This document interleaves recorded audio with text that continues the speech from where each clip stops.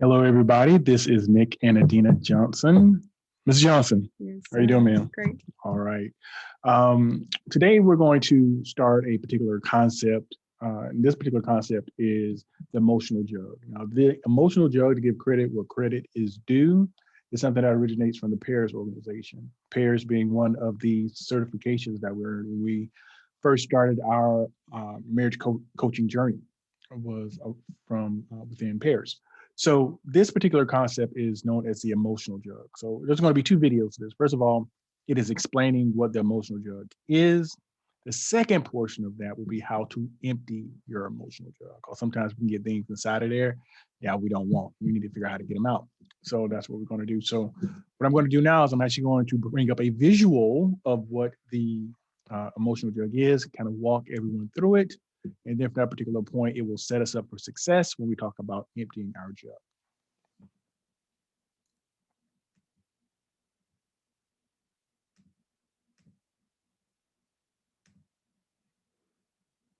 All right. So at this particular point, you should be able to see the emotional jug. And so I'm going to walk through the jug from the bottom to the top. Okay. So first of all, what we have here is the emotions that we enjoy. Okay. Stuff like love, desire, happiness, ease, and relief. And pleasure. And pleasure. Okay. And those things are at the base of our emotional jug. Those are very light um, feelings, when you feel like you're on cloud nine, they're very soft. Okay. So literally, they're just there. Okay. And once you're experiencing those things, because you can't wait to see that other person, you can't wait to do a particular thing or whatever. You're just really enjoying yourself. Okay. Now, as we explain, one thing I'll step back and say, and I'll won't take long with doing this. This concept is that we all have an emotional jug. Yeah. Okay, so I want to state that. Now, granted, our emotional jugs can be filled with all types of things. Okay, and this is what we're talking about right here. So first, we've talked about those enjoyable emotions and feelings that we can have. But also, there are the other feelings that individuals will have when it comes to the emotional jug. So things like if an individual is scared, if an individual is sad or mad, those are heavy feelings. When you ever feel like, I'm walking around with the world of the burden of the world on my shoulders, those are heavy feelings that you have. Okay. And so the interesting thing that we want to explain here is that when we have those really, really soft and pliable kind of emotions like love and pleasure and happiness, once we start to get mad and sad and scared, they press those things down. Okay. And so basically, whatever is inside of your emotional jug will come out. So when you have any instance of feeling sad, scared, or mad, that's what's going to come out toward the top. Okay. So that's why it's important to understand the concept of the emotional jug and what's inside of there. And the amazing thing is that even when we have those feelings of being mad, sad, and scared, those emotions that we desire to feel are still there, but they're just buried. And we have to figure out how to get to those things. And that's what's going to go on to our next video in the series. A couple other things we want to kind of mention as we're discussing the emotional jug. One of those other things is being mad.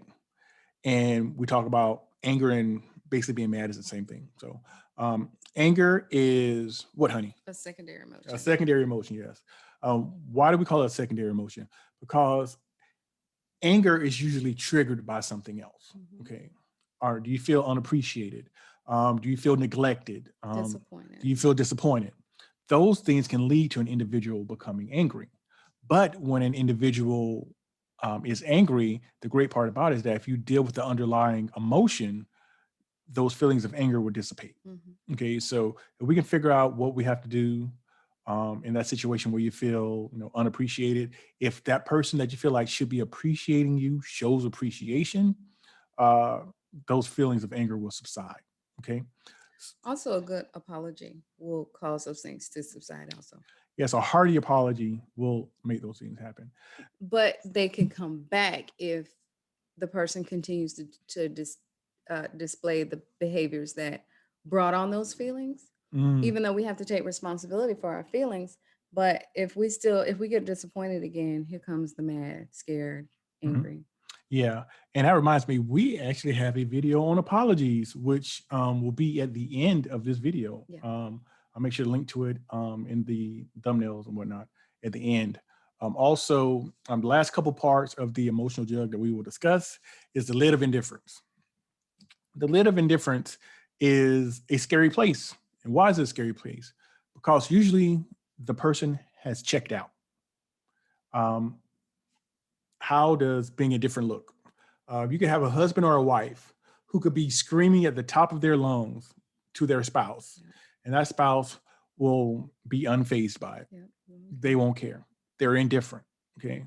Um, the dangers with being indifferent is that usually you've already checked out emotionally.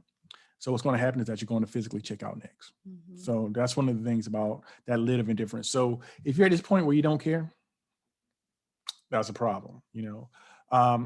Finally, we'll talk about blowing your top or popping your cork. Okay.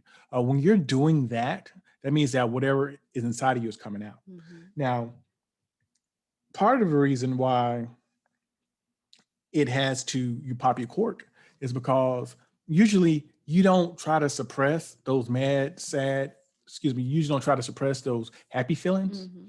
But when you have mad, scared, sad, you just try to hold that stuff in. You will most of the time. But at some point, you blow your top and it comes out. And so since that's what's on the top, that's what happens, and that can lead to situations where, screaming, yelling, fighting, being unreasonable, all types of things. So that's what leads to a situation when you don't keep your emotional jug purged of Mm-hmm. some of those things. That's what's going to go out. You're going to blow your top. You're going to pop your cork. Okay. Mm-hmm. You can also tell oftentimes if you have those heavy feelings on top, if you're spewing out anger, if it's, negativity, if you're not, oh, I feel love for this person, if you're saying negative things. And we talked about already, it's life and death and the power of the tongue. So oftentimes we will talk ourselves right out of a marriage, right out of a job. We'll talk ourselves, I hate this job. I don't want to be at this job. Or this marriage is not going to work. I'm going to go to divorce. We're going to do this. We're going to do that. So negativity, oftentimes, if you have that going on, then you can tell that the hurtful feelings and the mad, sad, and scared are on top of your emotional jug. Yeah, that's true. And also, what happens is, dirty fighting. And I don't Mhm. recall, did we talk about dirty fighting before? I don't recall. I can't remember. We have to see. But basically, dirty fighting is, and if we have not, I won't go deep into it because we have not. That definitely will warrant a video of itself on its own. But whenever you're in that space of being mad, sad, and scared, that's when you start to fight dirty. And Mhm. there's fair fighting and there's dirty fighting. And that dirty fighting is listed there for sarcasm, ridiculing, threatening, taunting, contempt, all that stuff, stonewalling, withdrawing. Those are indications that you need to purge your emotional jug. Okay, there's some stuff you need to get out. Some people refer to it as cleaning out their closet, Mhm. and sometimes you need to do that with your spouse. So that in itself is the emotional jug.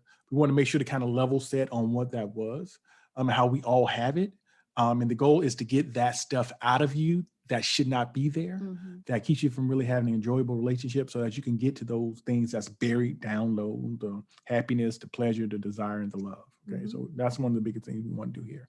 So the next video after this is, now that you've been equipped with understanding that you have an emotional jug, that there could be some things inside of it that you like to get out. We're going to show you how to get those things out. Okay. Thoughts, honey? That's it. We're just look for the next video for the emptying the emotional jug, and that's going to be paramount. We did a conference today, and we promised that we would get this one out. So let's get it going. All right, it's going to getting it going. Yeah, what we're doing. So, all right. So this is Nik and Adinah Johnson. Thank you so much for viewing. Like, share, and subscribe. Take care of yourselves and keep loving one another. Thank you.